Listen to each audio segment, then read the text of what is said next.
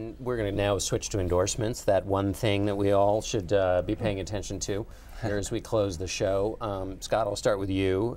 Tell us what we should be. Okay. Well, my editor at Real Clear Politics, hope I'm not sucking up too much, Carl Cannon puts out a... We'll mail him a link after you're done here.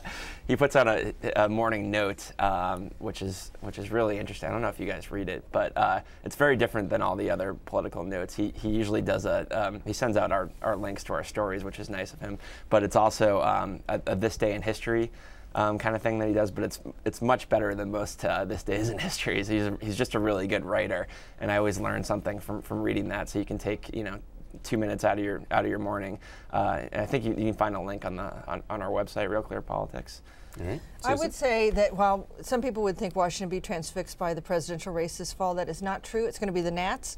What a start! 10-4, their best start ever since we got a baseball team back in Washington. Of course, I went to the game last night where they got smoked. But. And I went to opening day. Well, since we no longer have a football team, it's nice that we have a baseball team. Jeff. Something very specific. I mean, the New York Times foreign correspondents always are often in very interesting places. But this week, my colleague Willie Newman, who is normally in South America, has spent the week in Cartagena. And he has had the interesting assignment of tracking down some of these prostitutes, if you will, who are involved in the Secret Service scandal. So I would encourage anyone to read Willie Newman's copy from Cartagena. It's been fascinating and riveting and very colorful this week.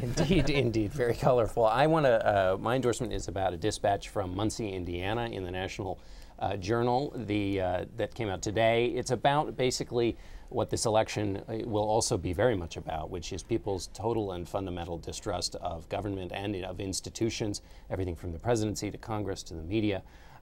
With all of these shiny things going on in the political realm, this is actually what matters in the campaign, and it's a great piece, a lot of great reporting, and it's well worth a read.